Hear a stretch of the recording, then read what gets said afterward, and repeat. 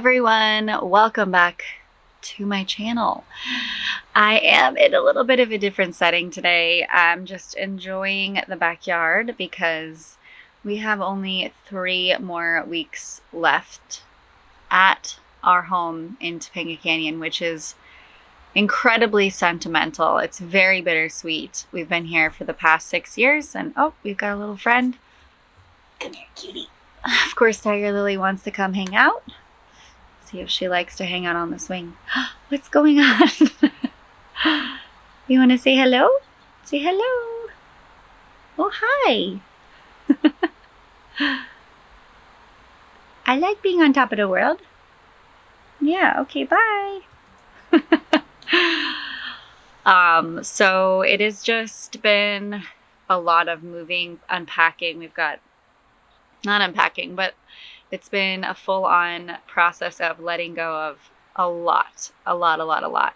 Our actual process right now is getting rid of pretty much everything we own and having a very small percentage of it going into storage so that we can move to Mexico more full-time and go between our sailboat and also living on land, exploring with our spinner van, and who else knows what we are going to get into.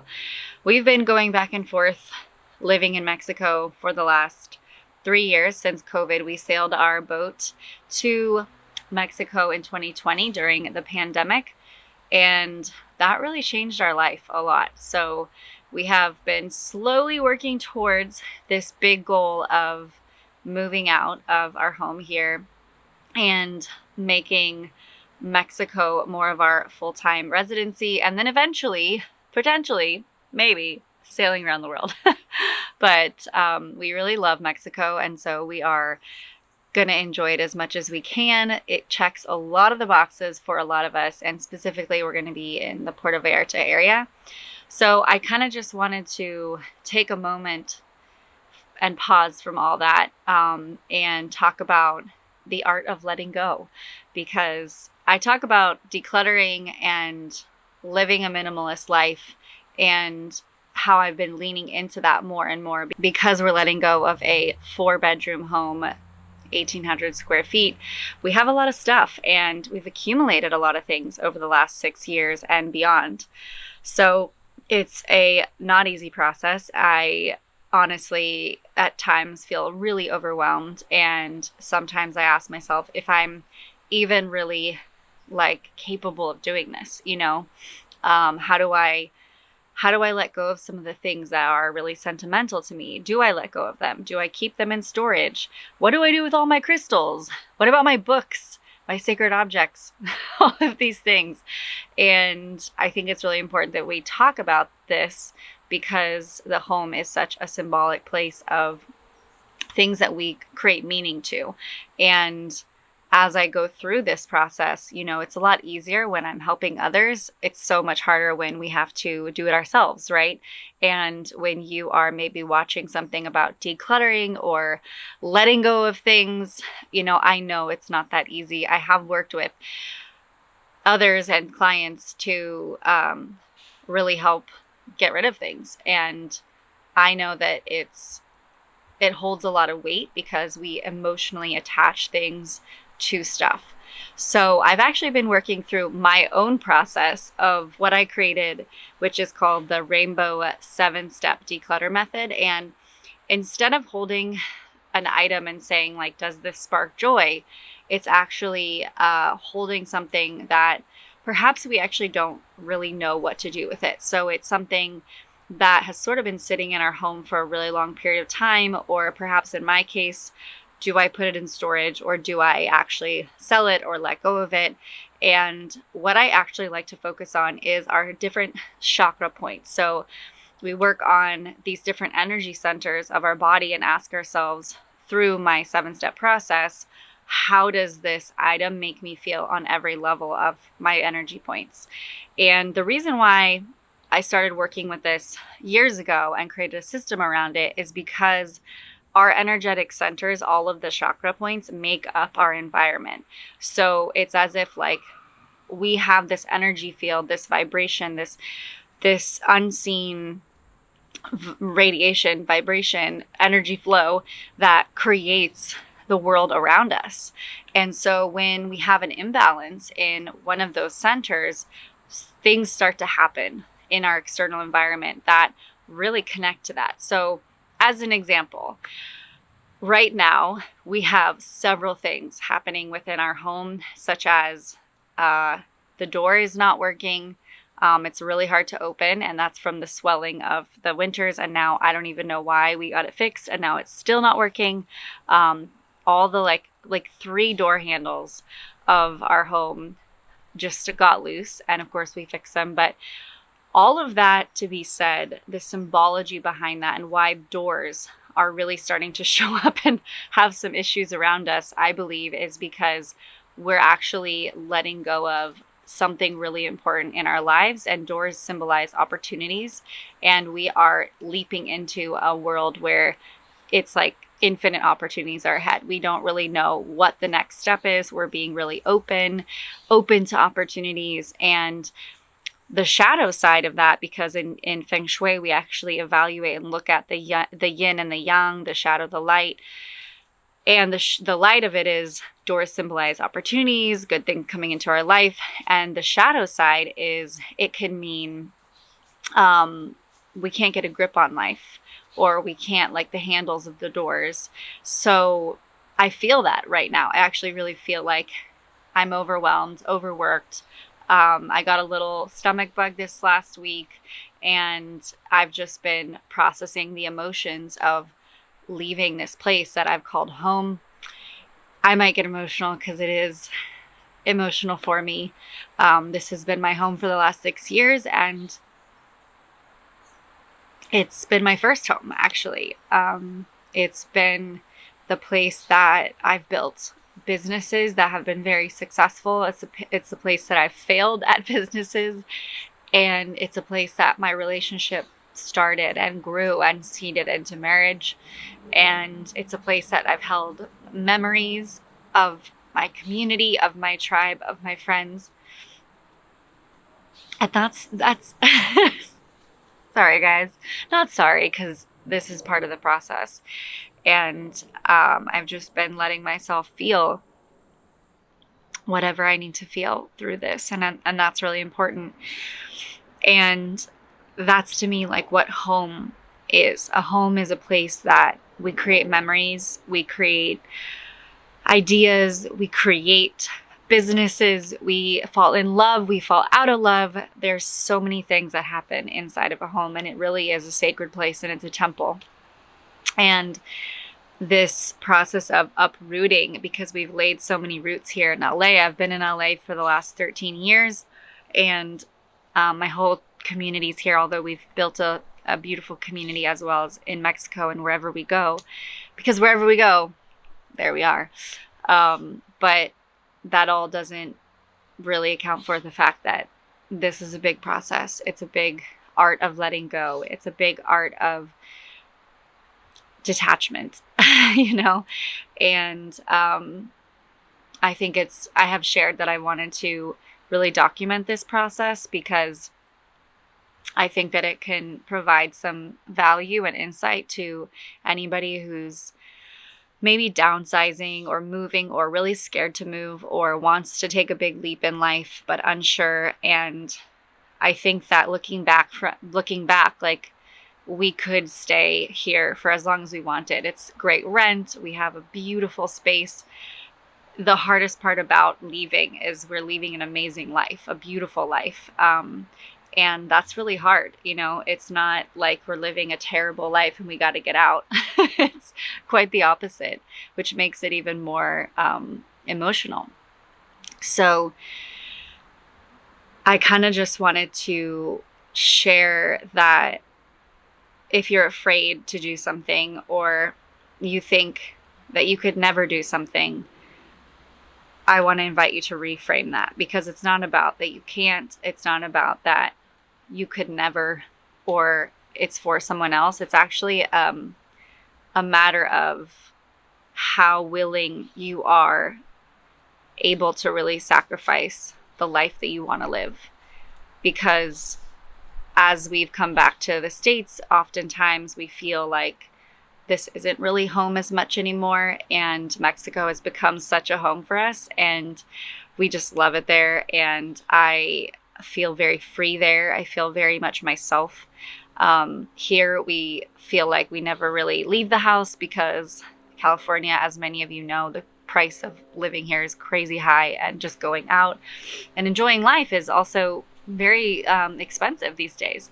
So after having the last few years, a dose of allowing for life to be a lot more simple, it's like once you get a taste of that, it is just like an addiction. It's like, I want more of that simplicity. I want more of that lifestyle that doesn't have all these complications and challenges and pressures, like keeping up with the Joneses, or pressure to make all this money or be successful, or pressure to look a certain way, drive a certain car, all of these things that society, the US, the modern world really pushes us to be these things and these identities that we just aren't. And I think I've always seen myself living an alternative lifestyle. I've actually always had a very, very big fascination with alternative living in homes. I started exploring that in a yurt. I lived at a yurt in Topanga 7 years ago for about a year and a half before my husband and I moved into this home. And it was just incredible. I mean, I got to really connect with nature, be on the earth. It was one of the most grounding and humbling experiences because I hadn't lived that close to nature ever, really.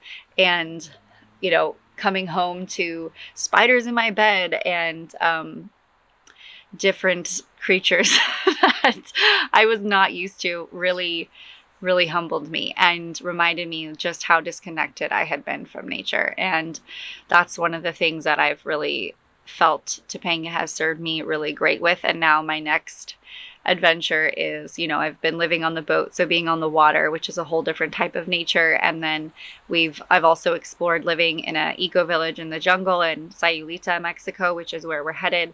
And I have lived in between the sailboat, the van life, all these different ways that we can live alternatively that connect us back to nature. And now that I'm letting go of a more modern type of lifestyle, I feel like I can actually finally step into freedom, and it's not been easy getting here. It's really, it's been years of how can we make this work? How can we create a business or a work from home or a remote job or any of those things to really make all this stuff work? And quite honestly, we don't have it all figured out yet, but we're taking the leap anyways, because what I have found is we could wait our whole lives to take the leap into the life that we really want to live. And we aren't promised we're not in promised entirety, infinity. We're not in promised tomorrow, really. So all the things that you have in your space, I really want you to think about if they are holding you back or propelling you forward. Because when we go through how we get rid of things and using that method to release things from our lives, you really have to ask yourself, is it holding you back or is it allowing you to be free? And there are some things that I feel like really hold us down and are anchors in our lives. And there's other things that I feel like really allow us to soar. So lighten the load if you need to. And don't be afraid of letting go of things that aren't serving you.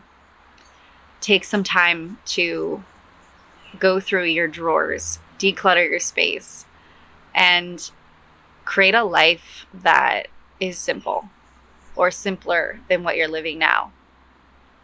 I think that we really live in a world that tells us a different story, a story that everything needs to be complex, a story that everything needs to be more. We need more things. We need more stuff. We need more of everything. And what we really need is more happiness, more joy, more experiences in life. And we actually live in a world where that is very much more possible. It's more attainable than it was many, many years ago. Living a digital nomad life or living a life with travel wasn't really readily available to our past generations. So if you really desire a life that doesn't look anything like what you're looking at right now, go through your home, go through the process, start with the root, start with the space that is sacred, because it naturally will bring up a lot of emotions for you, a lot of memories for you, and allow you to process through all of these times that you remember, and allow you to then release that because it's in the past, and make room for what's ahead, what this future highest version of yourself really wants to live and lead a lifestyle around.